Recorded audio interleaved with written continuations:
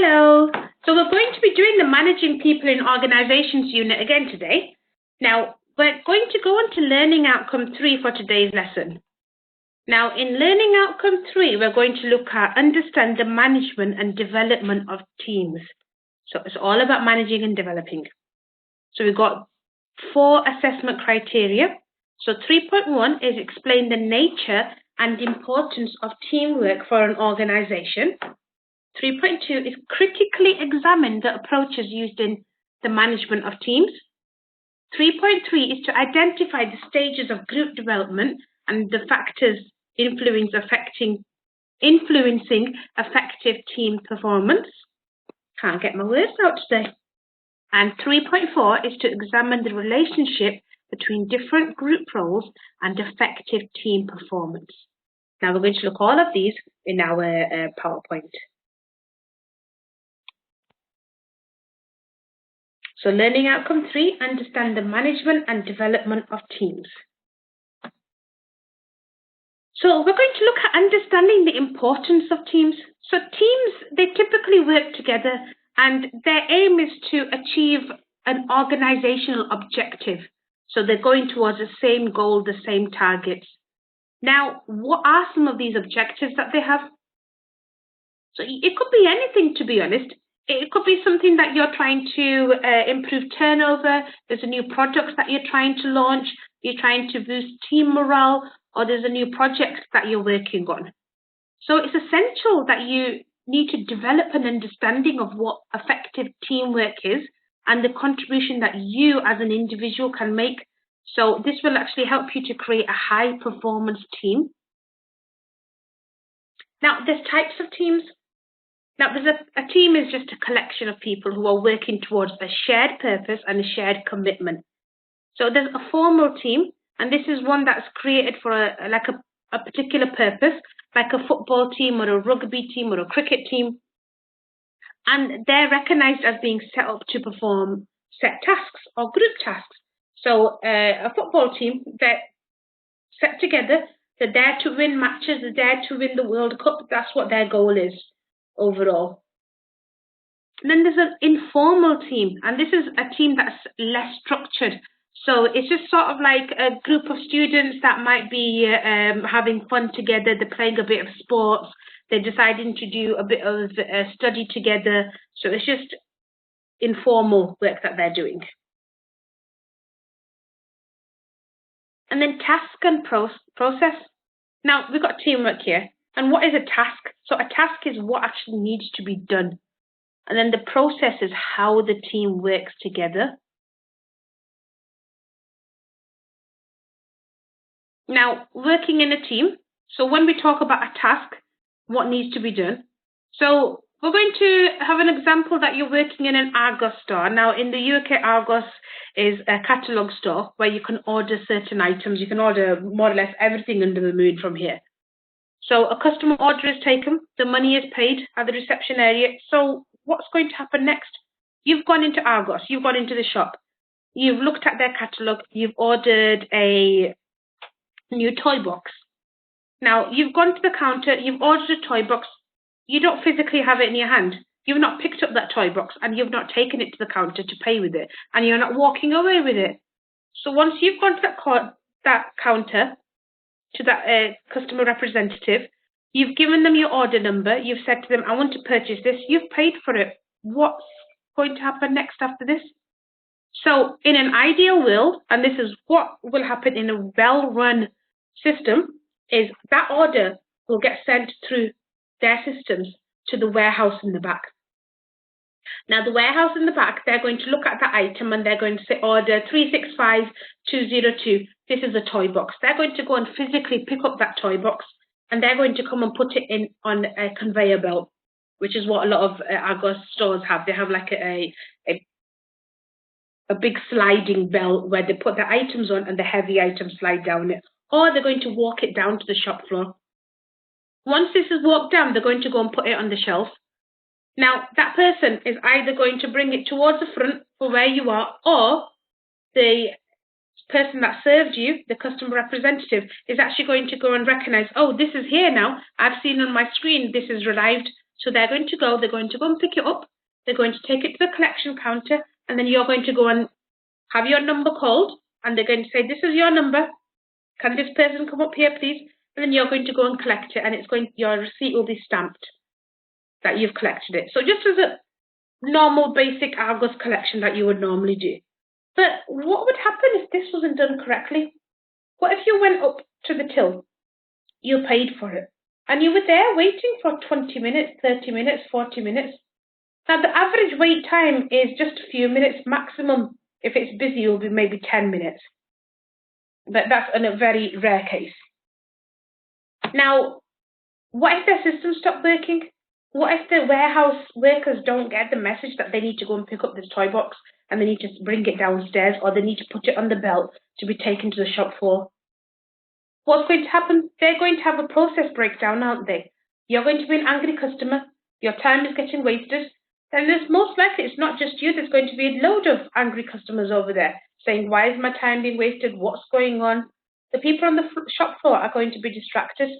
They're not going to be able to serve customers as smoothly. They're going to have to go running around and chasing around or walking up and down to the warehouse, telling them what needs to be collected, what needs to be taken down. So their job process, the smoothness that they've got, the system that they've got is going to get broken up.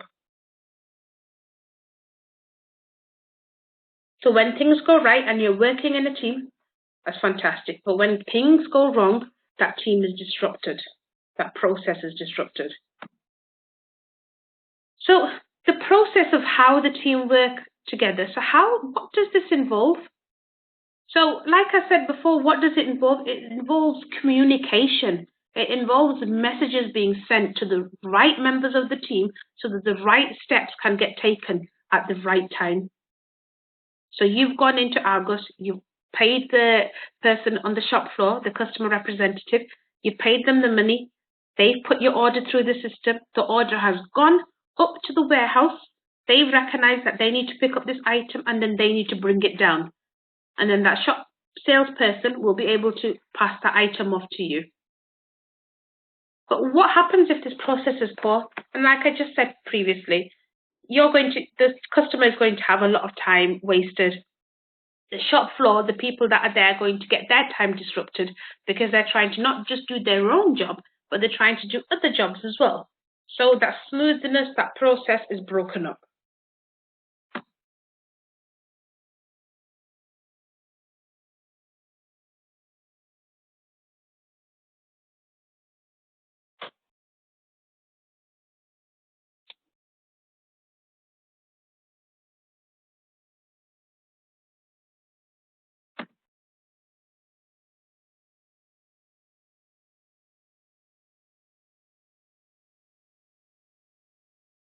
Excuse me a moment, this is being a bit finicky right now.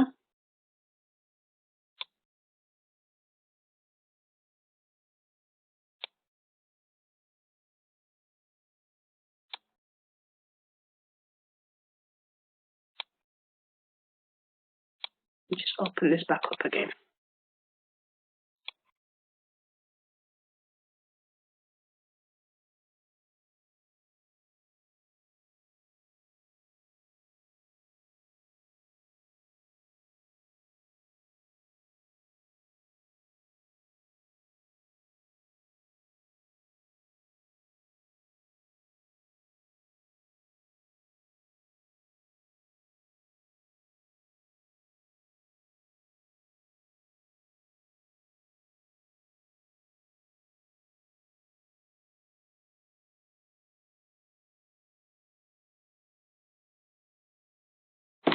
Right, let's see if we can get this working again.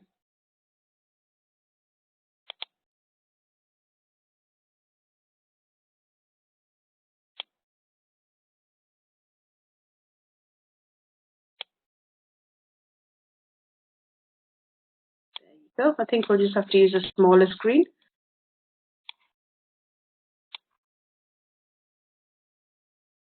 So then we come on to Belbin's 9 team roles.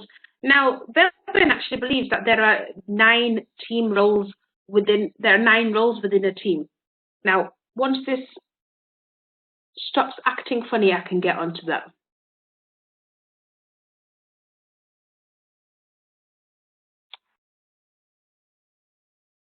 technology. We just can't trust it these days.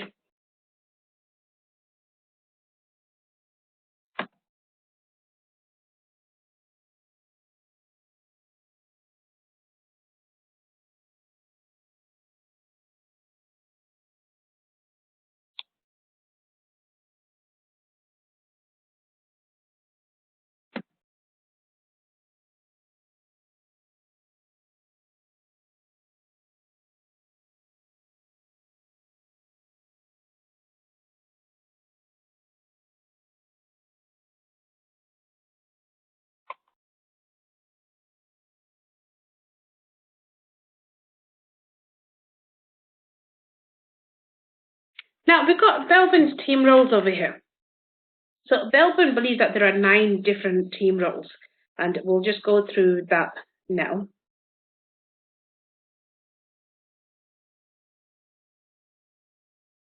Now, he believes that there's a plant. Now, a plant is somebody who is creative, is imaginative, is free-thinking, and they actually generate ideas and they try to solve difficult problems. Now, have a weakness. Now, within Belbin's roles, it's telling you, within these 9 team roles that I'm going to go through, it will actually show you what they contribute as this role and what is their weakness within this. So a plant is creative and imaginative, but they get too preoccupied, they don't communicate effectively. And then we have a resource investigator, and this person is normally quite outgoing, is enthusiastic, they're quite communicative, but sometimes they're overly optimistic. They can lose interest very quickly once their enthusiasm passed. And then we have a coordinator, and this is a person that's quite mature, is confident, they can identify talent, they can look at goals, and they delegate effectively. But this type of person, a coordinator, can be seen as manipulative because sometimes they can offload their own share of work to others as well. And then we have a shaper. Now, a shaper is somebody who is challenging, dynamic, and they actually thrive on pressure. But they can be prone to provocation, they can be quite argumentative, they don't like people questioning them, and they offend other people's feelings quite easily. Now we come into the 5th role, which is the monitor evaluator. Now they're sober, they're strategic, they're discerning, and they look at all the options and then they judge what needs to be done in accordance to that. But they're not very driven. They lack the ability to inspire others, and they can be a little bit too critical at times.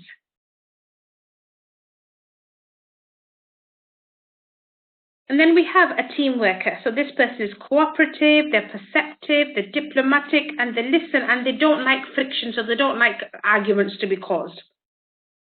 So they try to get away from that. But they can be indecisive in very tough situations where there's a situation where they need to make a decision. They might not be able to make it. And they do not like confrontation. They don't like arguments. And then another role, our 7th role, is implementer. This person is practical, they're reliable, they're efficient, they turn the ideas into actions, and they organize what needs to be done. But they can be inflexible. They don't like to change things, and they can be slow to respond to new possibilities. The 8th role in Belbin's team roles is complete finisher. So they can be painstaking, they're conscientious, they're action, and they actually look for errors. They try to make everything polished and perfect. But they can worry a little bit too much, and they don't really like to delegate. They don't want to give other people tasks to do because they think they can do it best themselves. And then our final role is a specialist. Now this person is a single-minded person. They're self-started, they're very dedicated, and they actually know knowledge about a particular thing. So they've got knowledge and skills within that team. So it's quite rare within that team because there's a specialist within it. But they only contribute on a particular front, so they might only contribute on one specialist technique within the target that you're looking for. They're not really a specialist towards everything. So this could be somebody who's creating new systems or creating new programs. And they always, they can dwell on the technicalities. They like to get things done, the eeny, meeny, miny things. So when you look at this, you need to look at which Belbin role do you feel is the most closely matched to yourself, to your role as a team. So within your team, you would ask a few other people what they think their team role is and what they think their behavior matches within within his team roles. Now, you can actually go on to do a test, the Belbin test, and this is free to do so. Just go into www.belbin.com, and you can actually just answer the questions there, and it'll let you know what type of person you are, what type of role you play within your team.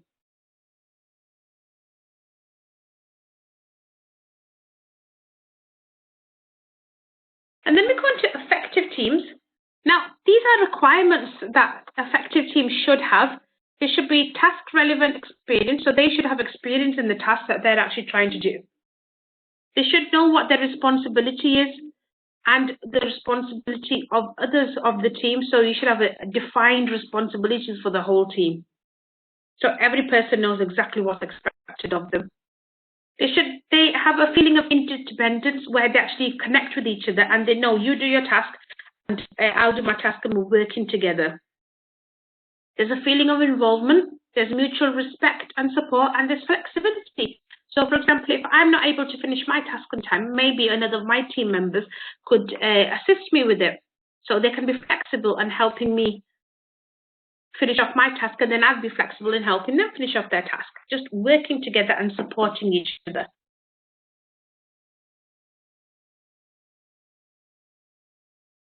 So, as a group effort, we would do a brainstorm where we would work together and we'd come up with some things where we would write down what the benefits of team working are.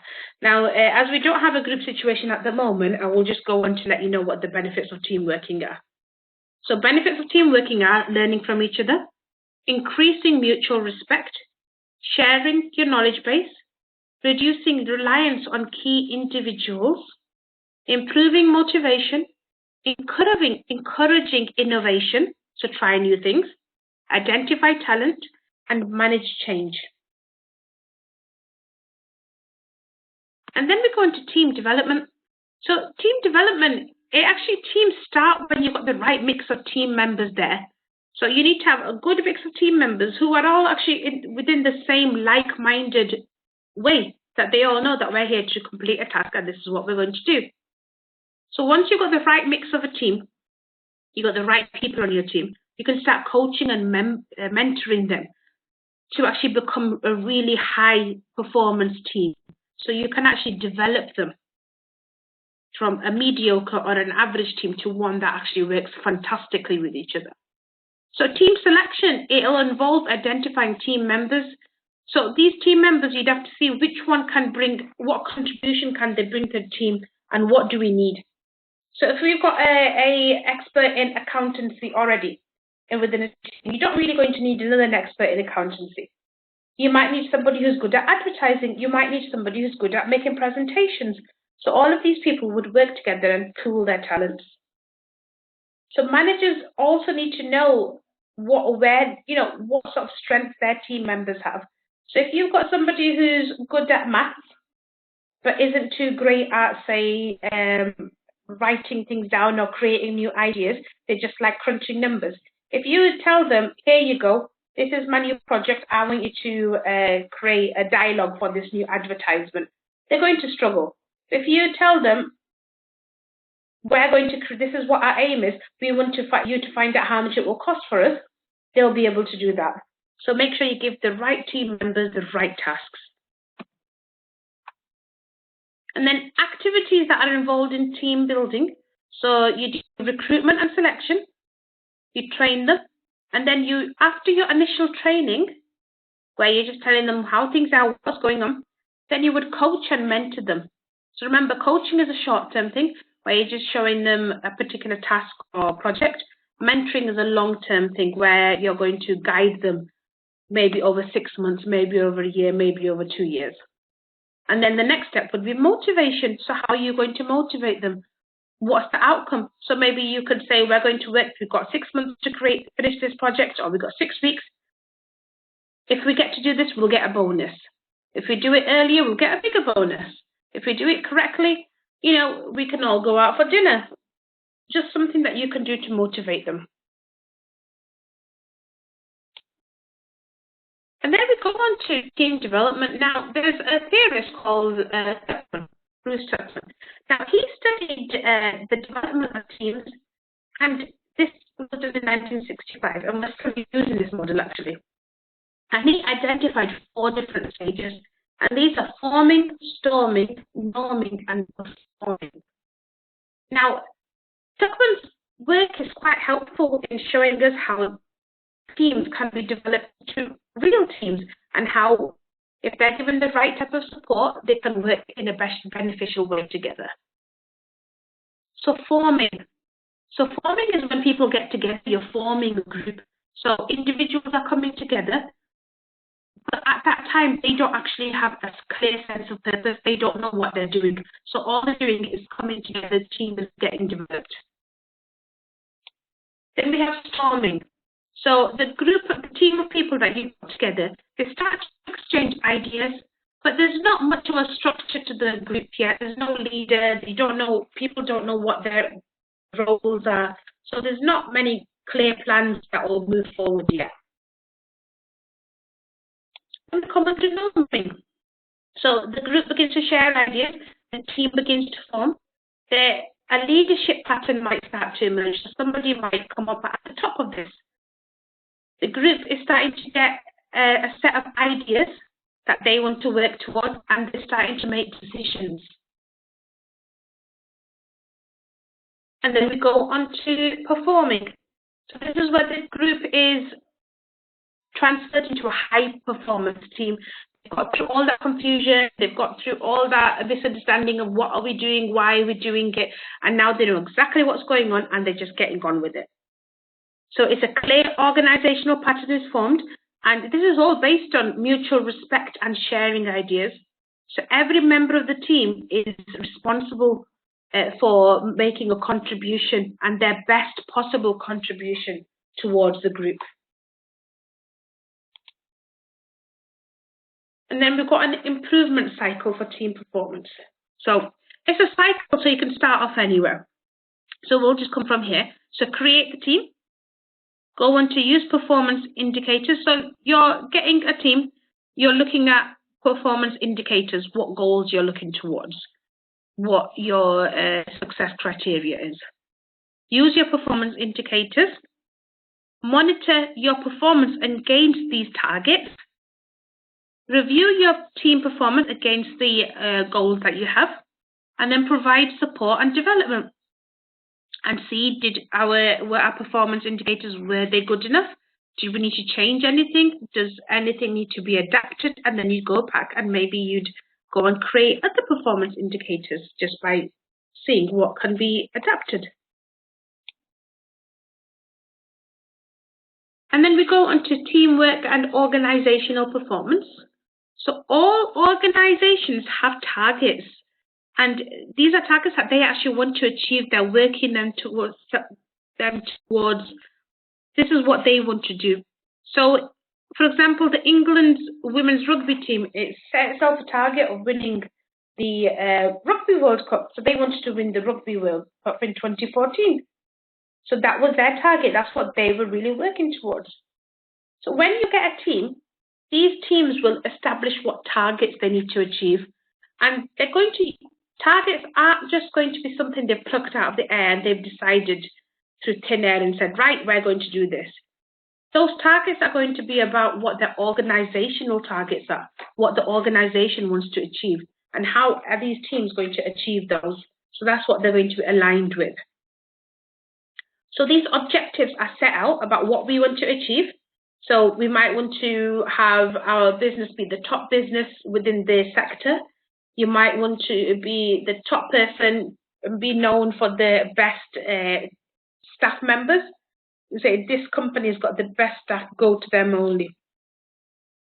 You might want to be known as the organization that gets a job and gets it done really fast, but they actually do it correctly. So there's many objectives that you might want to achieve.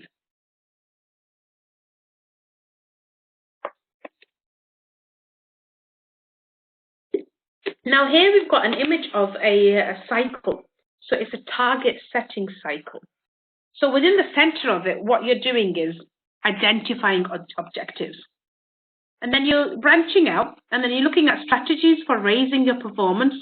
So you're slowly branching outwards. So you've identified what your objectives are. You're putting in strategies for what type of performance you want, how you want to achieve those targets, what you're going to do to work towards them. And then at the outer edge, you're reviewing and evaluating all of the outcomes against the targets. So what you're going to do is, once you've had your targets in the center here, you've worked through, you've worked towards them, and you've come out at the end. Now you're going to see, did our outcomes, did they meet the targets that we initially had? If not, you're going to start the process again. If it did, that's fantastic. Then you were working well and being a high performance team. So working as a team member. So what type of skills do you need to make? Do you need to make an effective team member? So there are two main characteristics of this. So communication and personal organization. And we'll go on to communication skills now. So communication skills, so your tasks. So what you need to do, work on your own, produce a mind map of the key communication skills you consider will be required for working in a team. So share your ideas with a colleague and then form a group of 4. So if we were going to be doing this as a teamwork, I would have set you this task where you would create a mind map and you would then share it with your colleague and then you would share it within a group. Now, we don't have that situation at the moment where we can work as a team. So I will tell you some of the things that I believe are key for communication. Now, you're going to need to be speaking clearly and concisely. You need to communicate well, eye contact, and then also listening. So communicating isn't always just about talking.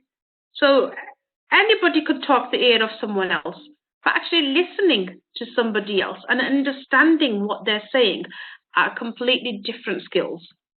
And they're extremely important within communication. So a lot of people think that communicating is just you talking, but that's only half of it. Listening is 50% of communication. So if you were to come to me and you were to tell me something and I wasn't paying attention to you, or I'd zoned off, or I wasn't 100% paying attention, or I wasn't even there, or I wasn't even bothered, to be honest, then you could have spoken to me. 5 minutes later, you've walked off, I'd have no clue what's going on. You could have told me something really important about how we need to develop our team, or we've got a meeting tomorrow. I wouldn't know what's going on. So it's very important that you actually listen as well as communicate, talk.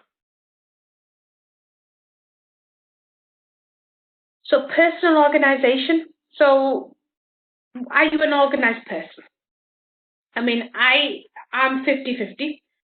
Sometimes I'm very organized and sometimes I'm not. And I think that's the case with a lot of people. I try to be as organized as I can be, but there are cases where organization will fall through sometimes.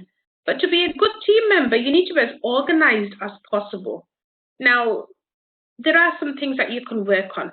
So you need to be well prepared. Now, I like to do this by making to-do lists for myself. I'm a very firm believer in to-do lists. So I'll set out my tasks for the day or for the week, and then I'll set down which ones are the most important. I'll prioritize which ones I need to do first, which ones are the most important, which ones can be pushed on to another day if I don't get all of these tasks completed. By doing this to-do list, by making this list for myself, I'm able to manage my time. I know that today is the day I'll focus on this task, tomorrow I'll focus on task B, then C, D, E, and so on throughout the week. And then, even if you're doing all this, you still need to be able to be adaptable. There might be a situation where I need to do task A on another day because task C has suddenly become more important. So you just swap them around, wouldn't you? Or you'd move them forward. So you need to be adaptable as well. Now, being prepared is an important factor in here as well. So the Scout motto, so Boy Scouts that we have within the UK, they say be prepared.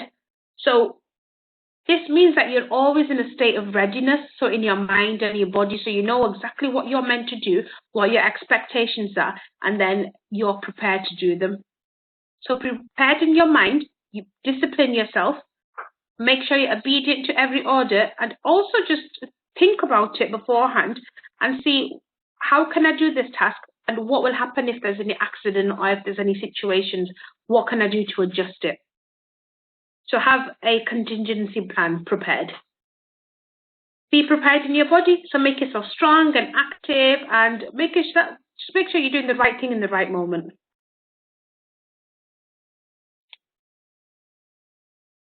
And then reflection on time. So what is time management? So time management is where you're actually managing your time well. You're making sure that I'm doing my activities, my tasks in the best possible way, in the best timely way that I can. I have 6 hours to work today. How am I going to split my tasks up, and how am I going to do them? So why is this so important? Now, this is important because it will help you actually be a lot more productive in the day. You'll have a clear set tasks and responsibilities that you want to do.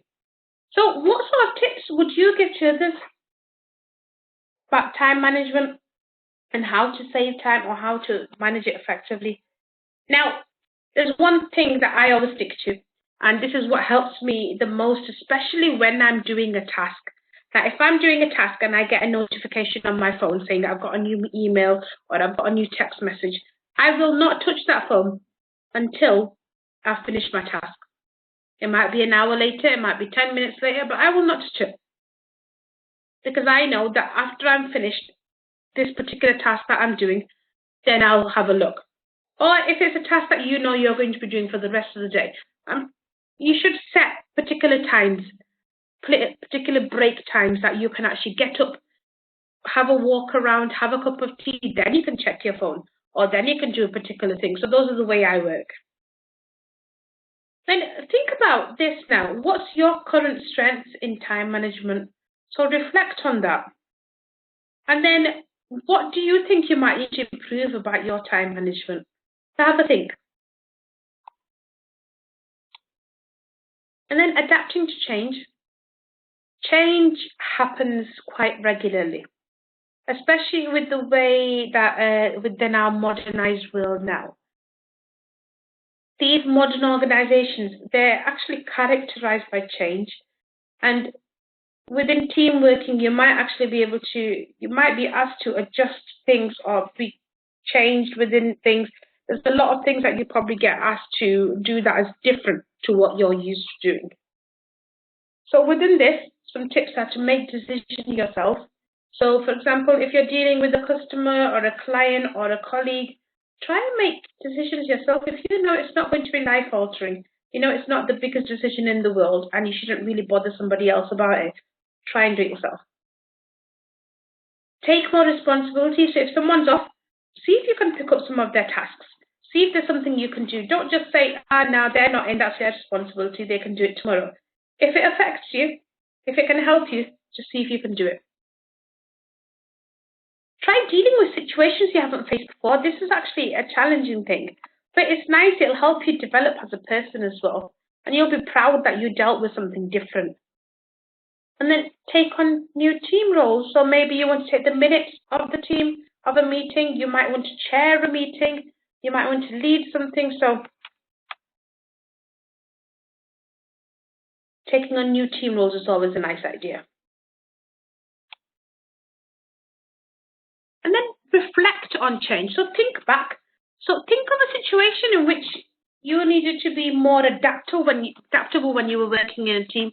See if there's anything that you had to do when you weren't sure about what to do.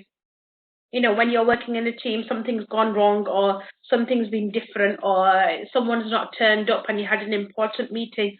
What would you do? How would you fix that? What have you done? So think about a situation. I'm pretty sure everybody's had some type of situation, either work-wise or life-wise. So what evidence could you give to prove that you're adaptable? Is there an example you could tell me? Or is there something you could show me that you are adaptable to change?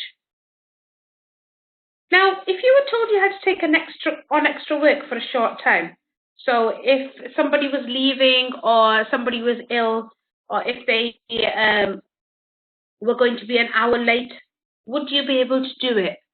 How would you respond? So would you happily say, yes, of course, I'm going to do that? Or would you mumble and grumble and moan about it and say, why do I have to do this person's task for 1 hour or 2 hours? Can't they come on time? You know, so just think about that. And if you only had to do this for an hour, maybe you'd be happy to say answer somebody's phones or answer their emails or, you know, refer back to them, take messages for them. But what if you had to do this for longer? So 3 months, 6 months, a year. Would your response change? Would you be happy about taking on that extra responsibility? So think about that as well. And then finally, we're going to conclude. So we've looked at some important issues about teams. So these have been about how teams are formed. So we looked at Tuckman's model, forming, storming, norming, and performing. We looked at the ingredients of effective teamwork, what it takes to be effective within your team. We've looked at contributions made by individuals towards achieving team objectives. And we've also looked at how to create a high-performance team. Now, I want to bring your attention onto Moodle. So if you go onto Moodle here, under Managing People and Organizations, if you look at Bruce Tuckman's stages of team development, it just goes into a little bit more detail about how teams are formed. And there's a nice bit of detail that you can have a little read through.